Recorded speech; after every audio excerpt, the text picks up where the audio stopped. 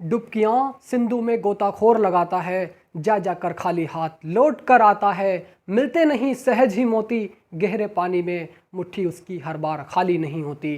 कोशिश करने वालों की कभी हार नहीं होती, कोशिश करने वालों की कभी हार नहीं होती। Hello student, welcome back to channel 100% selection. कैसे हैं आप? मैं आशा करता हूं दोस्तों आप सभी स्टूडेंट्स अच्छे होंगे और अपनी एंट्रेंस एग्जाम की प्रिपरेशन अच्छे तरीके से कर रहे होंगे।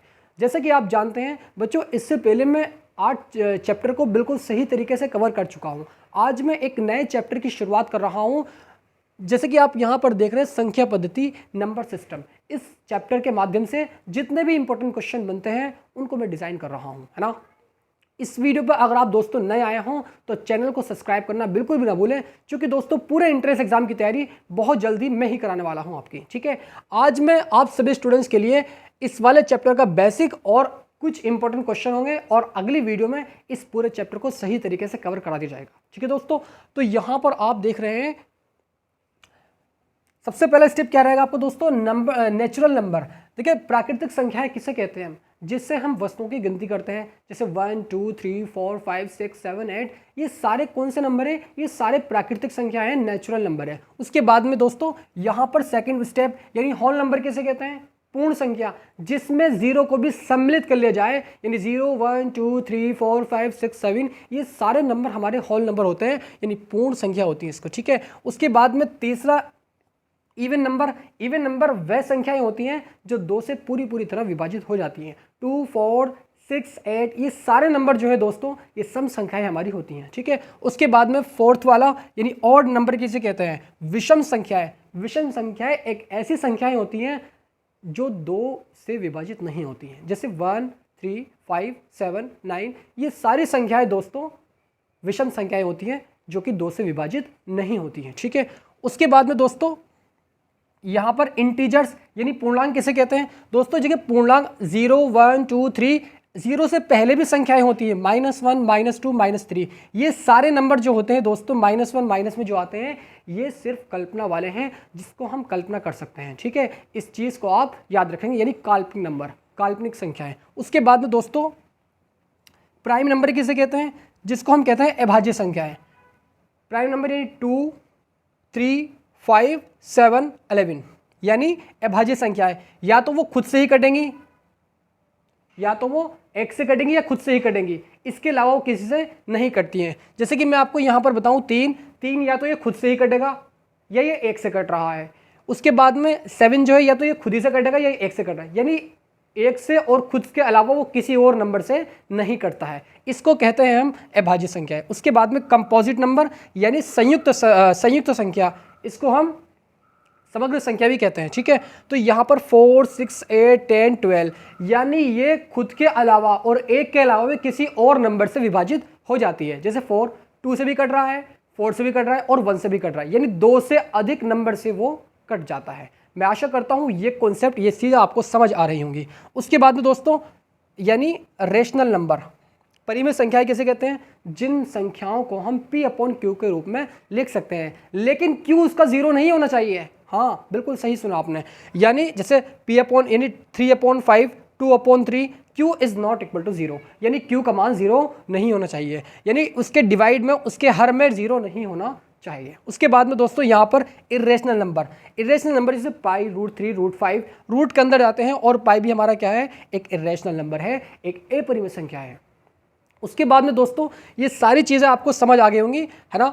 उसके बाद में एक छोटा सा फॉर्मूला जो कि इस चैप्टर में यूज होएगा, यानी an = a + n-1 × d, और दूसरा formula Sn = n/2 2a + n-1 × d। अगर वो हमसे पदों का योग पूछेगा तो दोस्तों हमें सबसे पदों के योग यानी Sn, हम ये वाला फॉर्मूला लगाएंगे। ठीक है, अगर वो हमसे लास्ट वाला पद पूछेगा तो an = a + n-1 × d। तो मैं आशा करता हूँ दोस्तों ये आपको समझ आ गया होगा। मैं क्वेश्चन की ओर चलता हूँ। ठीक है,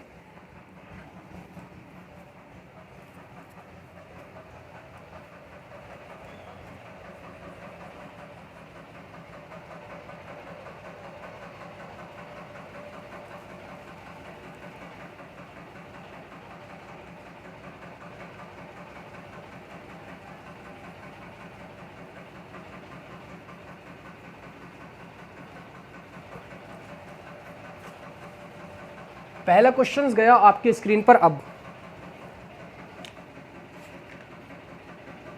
निम्नलिखित संख्याओं में से कौन सी संख्या अपरिमेय है?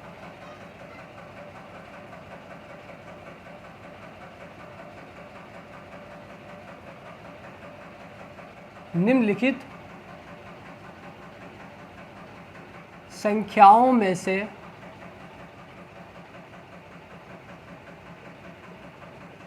कौन सी संख्या अपरिमेय है?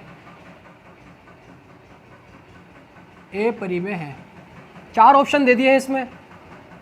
पहला ऑप्शन √36/49। बी ऑप्शन में दिया है हमें,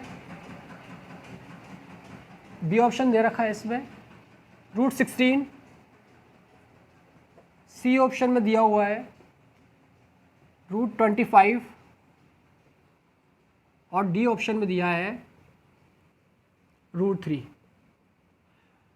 वो हमसे दोस्तों कह रहा है कि निम्न संख्याओं में से कौन सी संख्या अपरिमेय है। मैंने जस्ट अभी इससे पहले दोस्तों आपको बताया है ना, तो बच्चों मैंने आपको बताया है कि जिसको हम रूट के अंदर लिखी होती है, सर ये भी तो रूट के अंदर है, हाँ ये भी रूट के अंदर है, लेकिन 25 जो है वो किसी का पूरा पूरा रूट होता है। किसका होता है? सर ये तो 5 का होता है ना, और ये 4 का होता है, और ये हमारा ऊपर वाला हो जाएगा हमारा ये 36 6 का, और नीचे वाला हो जाएगा 7 का।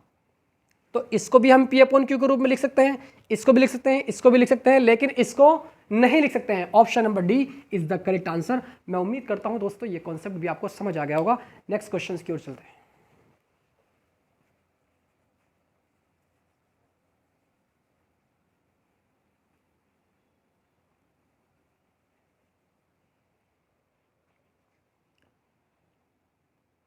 एक संख्या और उसके व्युत्क्रम का योग।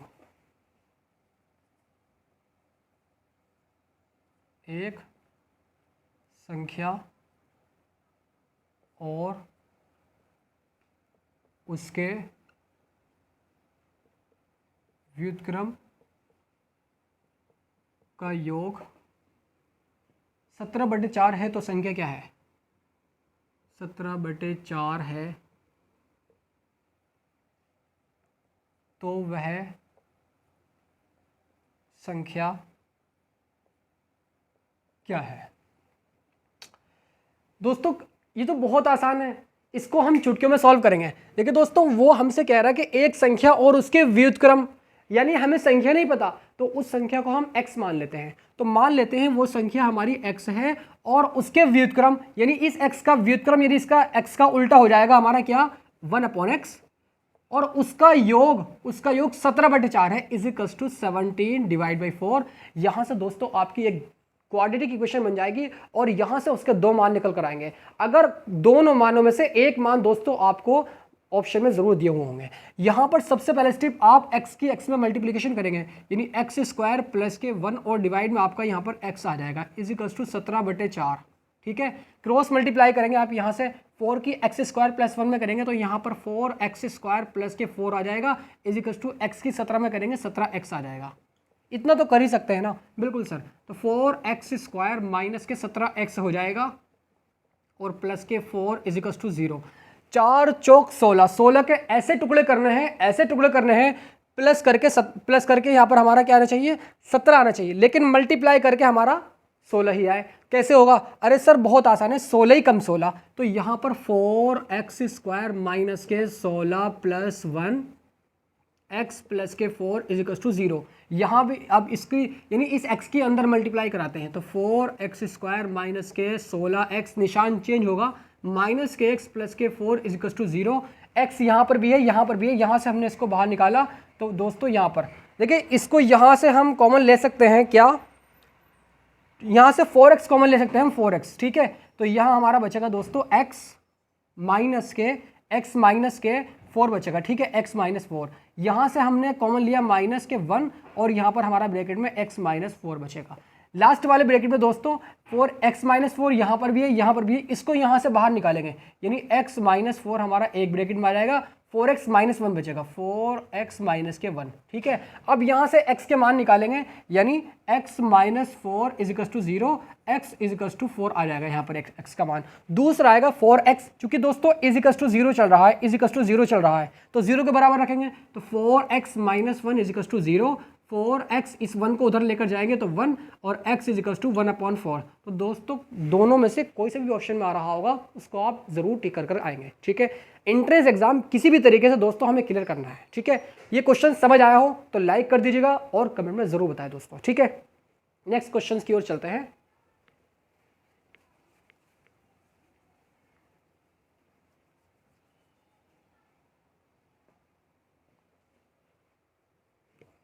इसका दिक्कत वाली बात हो रही है, इसकी स्याही ये फैल रही है।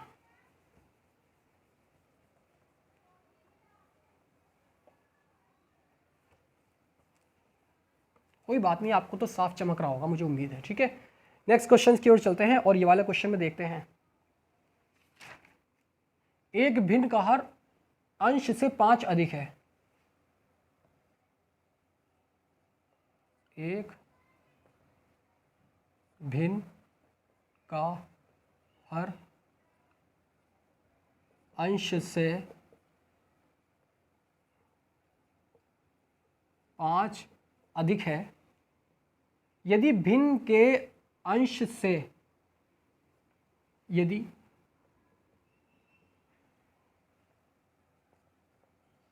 भिन्न के अंश में 7 जोड़ दिया जाए, 7 जोड़ दिया जाए, 7 जोड़ दिया जाए तो भिन्न का मान, तो भिन्न का मान 8/7 हो जाता है, 8/7 हो जाता है। दोस्तों इसका भी दोस्तों हम चुटकी में लेकर आएंगे। कैसे? देखिए बच्चों, यहाँ पर सबसे पहले स्टेप क्या है कि इसको पढ़ना है, आपको इसको पढ़ करके इसका आंसर लेकर आना है। यानी एक भिन्न का हर अंश से, और अंश हमें पता नहीं, तो मान लेते हैं दोस्तों अंश हमारा x है ना, अंश हमारा x है, 5 अधिक है, क्या अधिक है? यानी हर अधिक है। यानी दोस्तों अगर अंश हमारा x है तो यानी x + 5 हमारा हर हो जाएगा, ठीक है। उसके बाद में कह रहा है यदि भिन्न के अंश में 7 जोड़ दिया जाए तो वह भिन्न का मान 8/7 हो जाता है, इज इक्वल टू 8/7। यहां से आप इसकी क्रॉस मल्टीप्लिकेशन करेंगे, आइए करते हैं। तो 7 की x में करेंगे, यहां पर आपका 7x हो जाएगा, 7 × 7 = 49 इज इक्वल टू 8 की x में करेंगे तो यहाँ पर 8x, 8 की 5 में करेंगे 8 × 5 = 40, ठीक है। तो यहाँ पर आपका 7x, 8x को इधर लेकर आएंगे, यानी माइनस के 8x इज इक्वल टू यहाँ पर 40 है, या उधर लेकर जाएंगे तो माइनस के 49 आपका यहाँ पर हो जाएगा, ठीक है।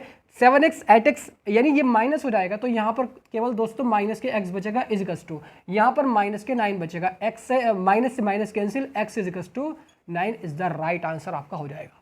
वह संख्या क्या है हमारी? वह संख्या हमारी 9 है, ठीक है। तो मैं उम्मीद करता हूं दोस्तों ये क्वेश्चन आपको अच्छे तरीके से क्लियर हो गया होगा। नेक्स्ट क्वेश्चन की ओर मूव कर दें।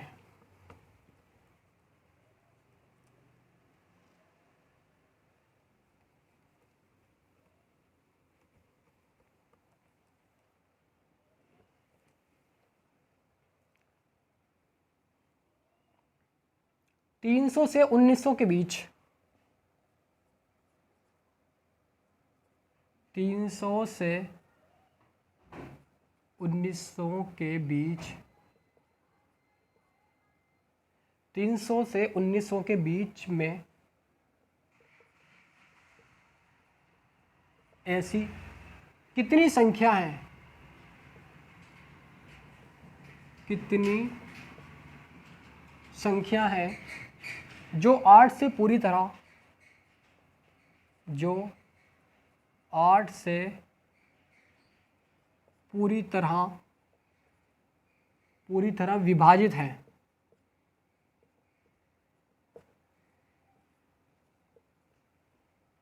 दोस्तों चुटकियों में इसका आंसर लेकर आएंगे ट्रिक के साथ में। करना कैसे, सबसे पहले दोस्तों यहां पर आपको देखना है 300 क्या 308 से कट रहा है, क्या 308 से कट रहा है? सर 308 से नहीं कट रहा है। 301 वो भी नहीं, 302 वो भी नहीं, 303 वो भी नहीं कट रहा, 304 दोस्तों इजीली कट जाएगा। काट के दिखाता हूं, 304 इजीली कट जाएगा किससे? 8 से, यानी 8 तिया 24, कितना बचा यहाँ पर 6 और 4 ये 8 8 64।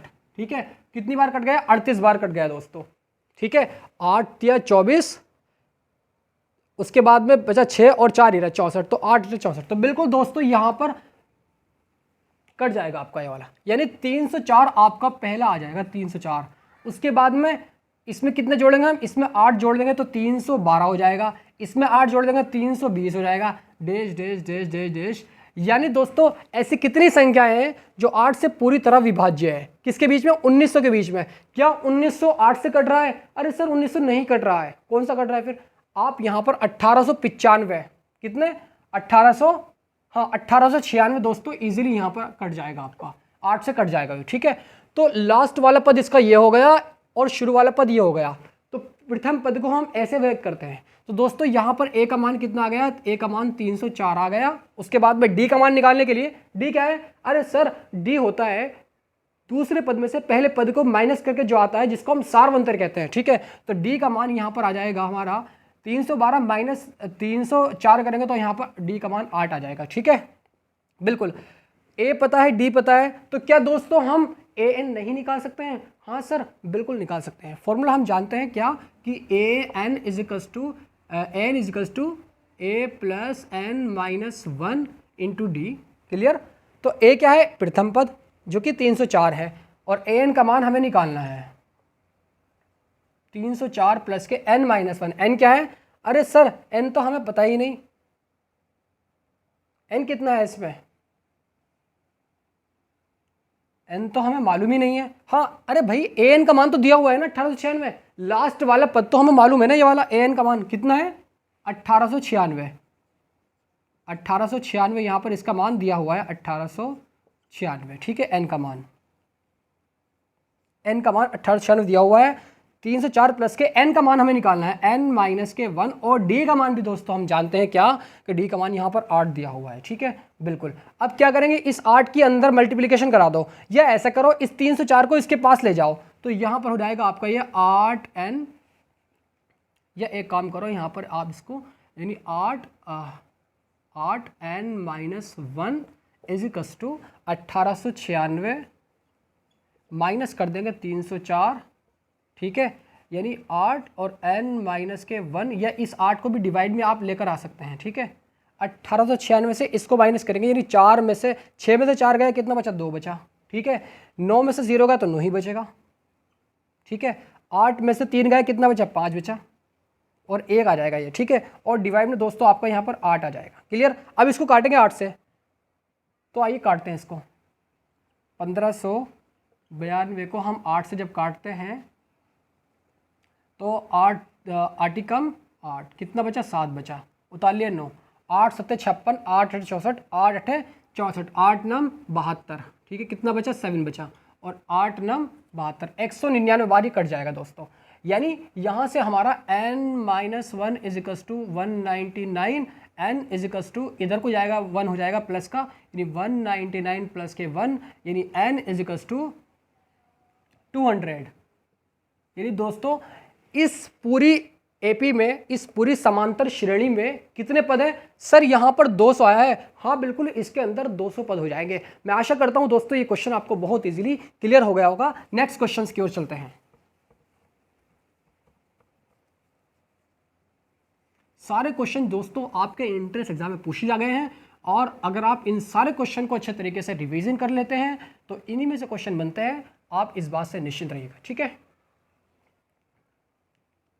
एक और क्वेश्चन, इंटरेस्टिंग क्वेश्चन है ये वाला भी।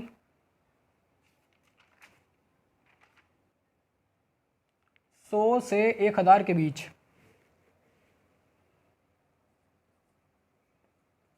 100 और 1000 के बीच, 100 और 1000 के बीच 5 से विभाज्य संख्या का योग बताओ। 5 से विभाज्य संख्या का योग बताओ। यहां पर वो 100 और 1000 कह रहा है, 100 1000 नहीं, उन दोनों के बीच में, 100 के और 1000 के बीच में ऐसी कितनी संख्याएं हैं, यानी 5 से विभाज्य संख्या का योग बताओ, यानी के बीच, यानी इन सभी के बीच 5 से विभाज्य संख्याओं का योग बताओ, यानी ऐसी इसके बीच कितनी संख्याएं हैं और उनका योग बताना है हमें।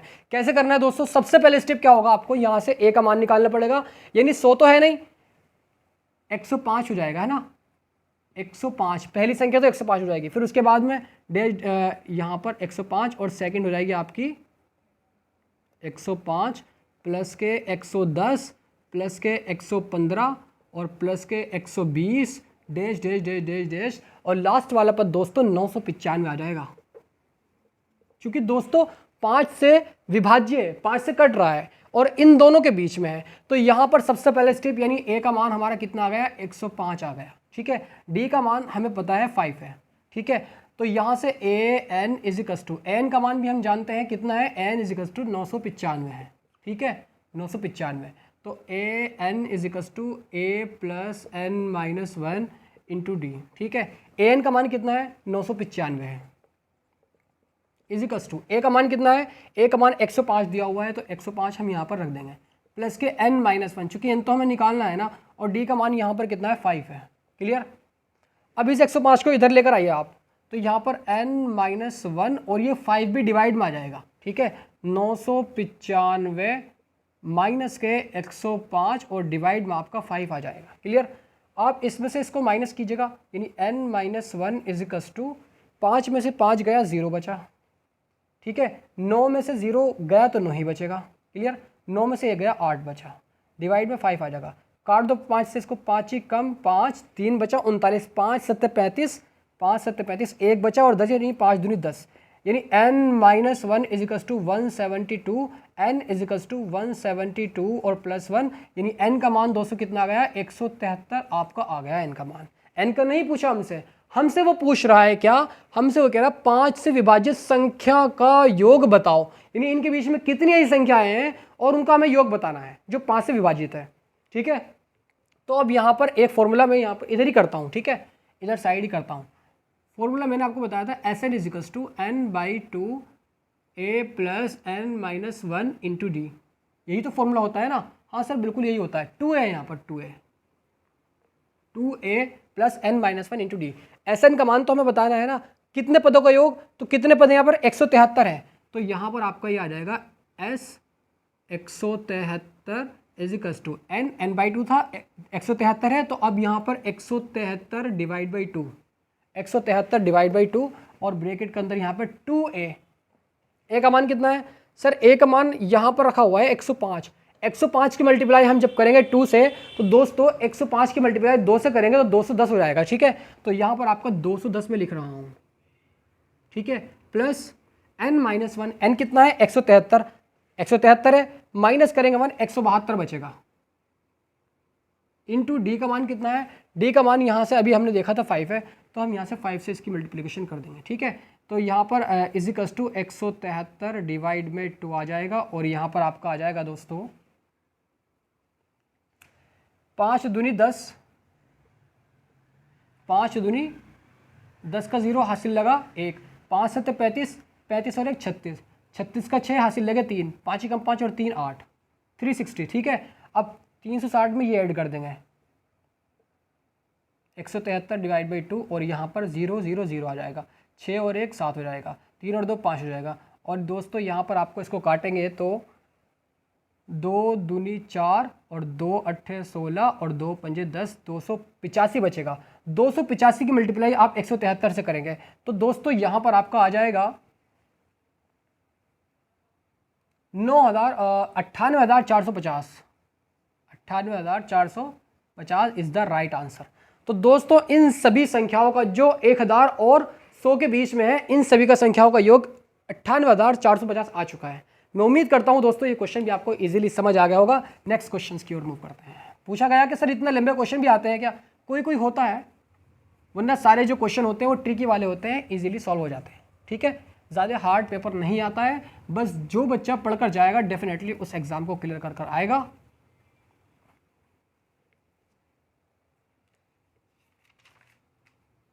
आठ 80 का अभाज्य गुणनखंड क्या होगा? 80 का अभाज्य गुणनखंड क्या होगा? अरे सर ये क्या करा रहे हो आप? 80 ये भी कोई क्वेश्चन होता है क्या? अरे हाँ हो सकता है, टिक मार्क क्वेश्चन में आ सकता है आपका। ठीक है, तो दोस्तों यहां पर आपको 80 के अभाज्य गुणनखंड करने हैं। ये तो बच्चा भी कर देगा, बच्चा भी। अरे छोटे छोटे बच्चे होते हैं 7th क्लास में, जो 6 वाले भी होते हैं ना, अरे 4th वाले भी होते हैं ना, वो सभी क्वेश्चन इस वाले क्वेश्चन को कर देंगे। कैसे कि यहाँ पर एक लाइन खींचेंगे और ऐसे करेंगे, और यहाँ पर 2 चौक 8 और 0। ठीक है, फिर उसके बाद 2 दूनी 4 और फिर 0, फिर उसके बाद 2 ही कम 2 और फिर 0। उसके बाद में दोस्तों यहाँ पर ये 2 पंजे 10 और फिर 5 ही कम 5। तो यहाँ पर इसके 2 into 2 into 2 into 2 into 5 is the right answer. तो मैं उम्मीद करता हूँ दोस्तों ये क्वेश्चन भी आपको बहुत इजीली समझ आ गया होगा। ये कोई क्वेश्चन नहीं था, लेकिन हो सकता है कि पूछा जाए आपके एग्जाम में। ठीक है, क्योंकि सिलेक्टेड क्वेश्चन है सारे, इसलिए मैंने ये भी करा दिया। क्या पता आसान क्वेश्चन भी कभी कभी, बहुत आसान क्वेश्चन भी रखे जाते हैं। ठीक है, 2006 में क्वेश्चन पूछा गया है, यदि दो संख्याओं का अंतर 5, यदि दो संख्याओं का अंतर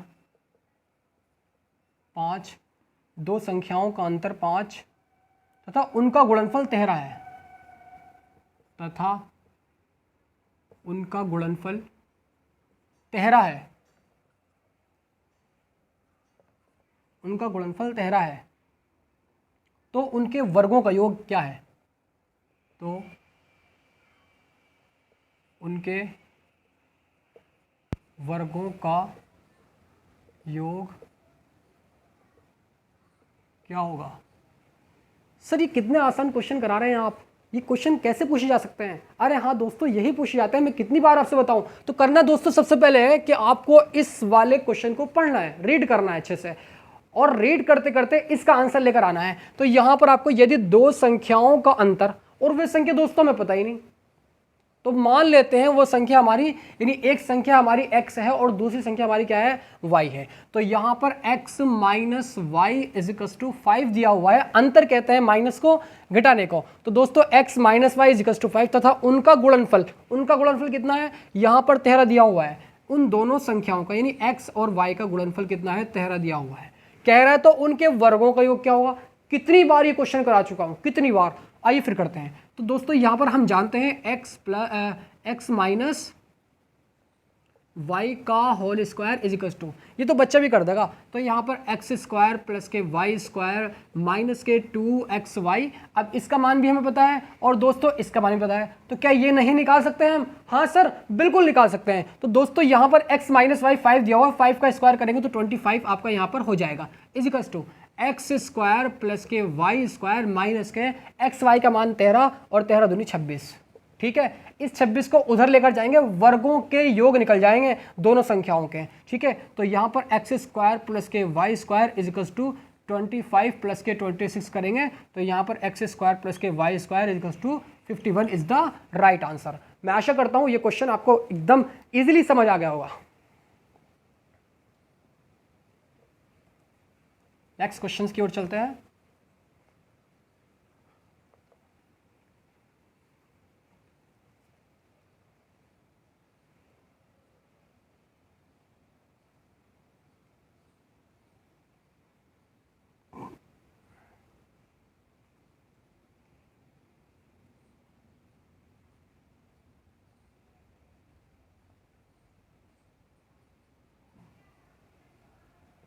किसी दो अंकों की संख्या के किसी दो अंकों की संख्या के दो अंकों की संख्या के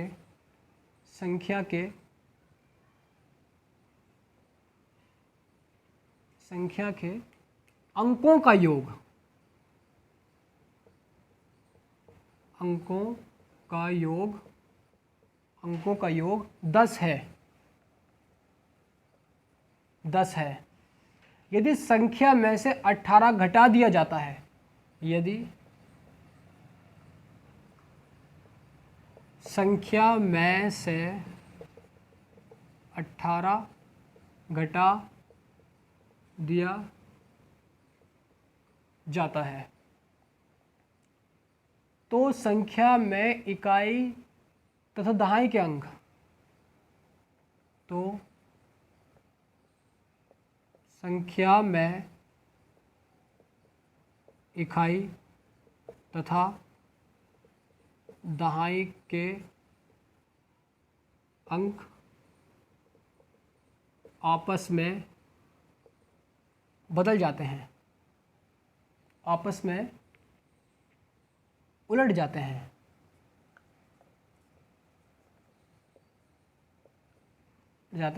तो वे संख्या क्या है?